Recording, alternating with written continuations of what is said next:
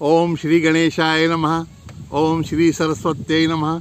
ओम श्री गुरुभ्यो नमः। ओम समस्त जन कल्याणे निरतं करुणामयं नमामि चिन्मयं देवं सद्गुरुं ब्रह्म विद्वरं।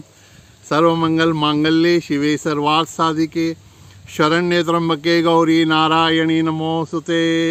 हरिओम मित्रों, भगवत गीता जी के 15वां अध्याय का चिंतन हम कर रहे हैं, पुरुषोत्तम योग। आज हमारे सामने 7वां श्लोक है चिंतन के लिए। भगवान कहते हैं, ममैवांशो जीवलोके जीवभूतः सनातनः मनः षष्ठानि इंद्रियाणि प्रकृतिस्थानि कर्षति। भगवान कह रहे हैं हम लोगों को मम एव अंशः, कि इन सभी शरीरों में जो कोई भी चैतन्य का स्वरूप है वह मेरा ही अंश है। सभी शरीरों में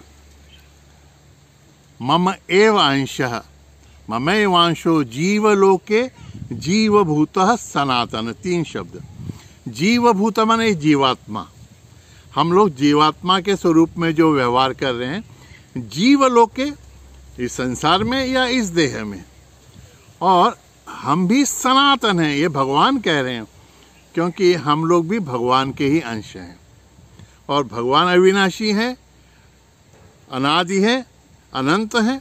उसी प्रकार से हम भी स्वरूपतः अनादि अनंत सनातन हैं, लेकिन इस शरीर में हम जीवात्मा बन के रहते हैं और इस अनुभव लोक का, जिसे जीव लोक कहा है, अनुभव लेते रहते हैं। इनसे हम संवेदनाएं ग्रहण करते हैं और प्रतिक्रियाएं देते रहते हैं। वो कैसे? भगवान दूसरी लाइन में कहते हैं, मनः षष्ठानि इंद्रियाणि, 5 इंद्रियां और 6वां मन। जब चैतन्य का अंश इस शरीर में आता है तो इस स्थूल शरीर में रहते हुए सूक्ष्म शरीर में जो इंद्रियां हैं और उनका अधिष्ठान मन है, तो मन और इन 5 इंद्रियों को वह जीवात्मा, वह भगवान का अंश, उनको अपनी ओर आकर्षित करता है।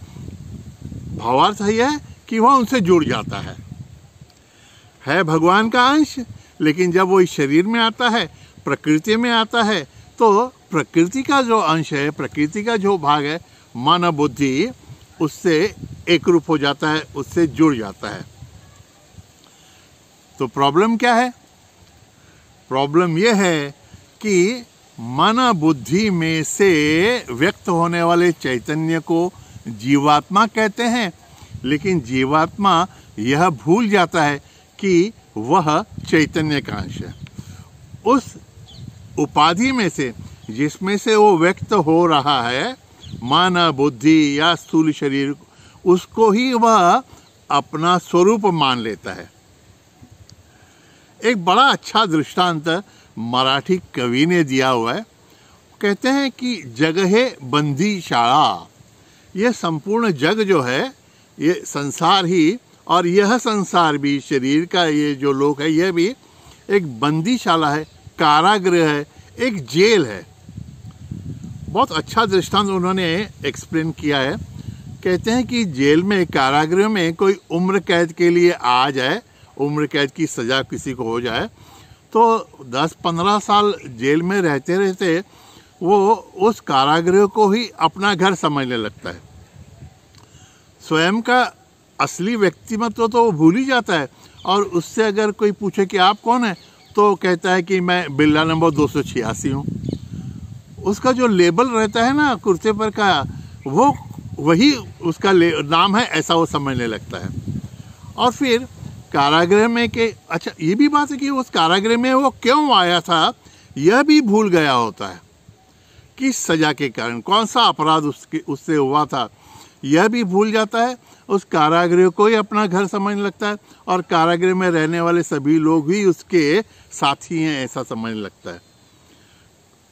और उसे अगर कहा जाए कि अच्छा कल तुमको रिहा कर रहे हैं, तुम बाहर जाओगे, तो डर होता है, कहाँ जाना है बाहर, बाहर कौन है, कैसी दुनिया है, वहाँ पे तो मेरा कोई भी नहीं है। कैसी हालत बुरी हो जाती है, देखिए इस संसार में जो आ जाता है। भगवान वही बात बता रहे हैं कि हम हैं चैतन्य के अंश, लेकिन एक बार इस शरीर में आ गए तो इस शरीर, स्थूल शरीर में कार्य करने वाले मन बुद्धि से एक रूप हो जाते हैं और मन बुद्धि के धर्म ही हमारे धर्म हैं, ऐसा मानते हुए इस शरीर में जो कुछ भी हुआ है उससे जुड़ जाते हैं। और जैसे हमको भी पता है, एक 20-25 साल आप किसी घर में रहने लगे और फिर घर छोड़ के जाना हो तो आपको बड़ा दुख होता है, वैसे ही इस घर से, इस शरीर से, स्थूल और सूक्ष्म शरीर से हम इतने जुड़ जाते हैं कि फिर यही हमारा यथार्थ स्थान है, यथार्थ घर है, ऐसा ही लगने लगता है। समुद्र का दृष्टांत तो आपको पता ही है। लहर पानी का एक विशिष्ट आकार है। अब लहर जब भूल जाती है कि वह पानी है और उसके विशिष्ट आकार से ही एकरूप हो जाती है, तब वह भूल जाती है कि वह सागर का अंश है। वह स्वयं को आकार मानने लगती है, तो अन्य लहरें भी सिर्फ आकार ही हैं ऐसा उसे लगने लगता है। फिर उसका व्यवहार उन आकारों से होने लगता है।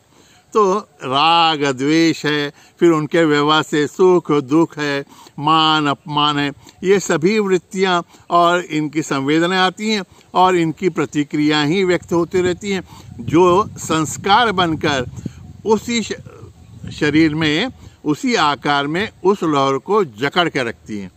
वैसे ही हम एकदम निरागस रहते हैं, निष्पाप रहते हैं, लेकिन इस शरीर के व्यवहार से हमारे जो कुछ भी संवेदनाएं और प्रतिक्रियाएं हुई रहती हैं, उनके अनुसार इस शरीर से हम बंध जाते हैं। ये हमारी दुर्दशा का इतिहास है।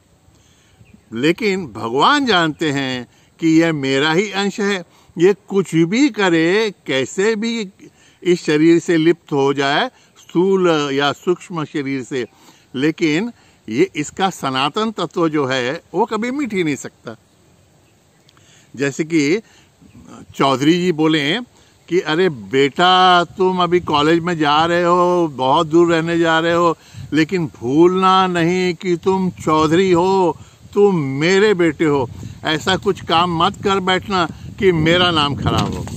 लेकिन चौधरी जी का बेटा जो है वो कॉलेज में जाके कुछ भी करने लगेगा तो बाप तो डांटते रहते हैं यहाँ से, लेकिन समझते हैं कि ये कुछ भी करे तो ये चौधरी ही है, ये मेरा ही बेटा है। उसी प्रकार से भगवान हमेशा नज़र रखे रहते हैं इन जीवात्माओं पे, जो जीवलोक में, इस देहलोक में और बाहर के संसार में व्यवहार करते रहते हैं। मित्रों, हमको ये जानना है कि हम कहाँ से आए हैं और हमको कहाँ पे जाना है। एक बहुत अच्छी कहानी याद आती है, और ये कहानियाँ तो आपने सबने सुनी होगी। भावार्थ ये है कि कहानियाँ याद रहती हैं, उनका आशय हम भूल जाते हैं। पता है ना आपको वो कहानी?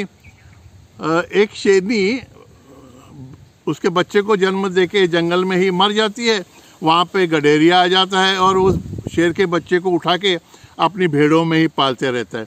तो भेड़ों का दूध पीकर ही वो शेर का बच्चा बड़ा होता है, उनके साथ में ही घूमते रहता है, घास भी खाता होगा कभी। जंगल में ऐसे ही झुंड के साथ घूमते घूमते गडेरे के साथ में एक बार वो भेड़ों के साथ में रहता है, तो शेर, जंगल का राजा, देख लेता है कि अरे भेड़ों में ये शेर का बच्चा कहाँ से घूम रहा है। तो जो से भागते आता है, भेड़ें आगे भागने लगती है, शेर का बच्चा जो रहता है इसको शेर पीछे से पकड़ लेता है और उसको ले जाता है सरोवर के किनारे और उसको दिखाता है सरोवर में, पानी में, देख अरे बच्चे, तू मेरे जैसा दिख रहा है, इन भेड़ों के जैसा नहीं दिख रहा है, और तू आवाज़ भी करेगा तो मेरे जैसा दहाड़। वो बच्चा प्रयत्न करता है तो मैं ऐसे ही आवाज़ आता है, लेकिन बार बार शेर उसको बताता है, अरे नहीं, तेरा पालन पोषण वैसा हुआ है, तू स्वयं का स्वरूप भूल गए, लेकिन तू है तो मेरा ही अंश। दहाड़ दहाड़, बार बार, जैसे कि भगवान 18 अध्याय में बताएंगे, वैसे ही वो शेर बार बार कहते रहता है। और एक समय ऐसा आ जाता है कि वो शेर का बच्चा अपने स्वरूप को जानते हुए फिर अपने पिताजी की तरह, अपने वंश की तरह ही दहाड़ता है। भगवान भी प्रतीक्षा कर रहे हैं कब हम सब इस जीवात्मा की भूमिका को समाप्त करते हुए, शरीर में रहते हुए भी भगवान का अंश है जानकर एक दूसरे के साथ वैसा ही व्यवहार करें। हो जाएगा ना मित्रों, अवश्य ही। हरिओम तत्सत। नारायण नारायण नारायण।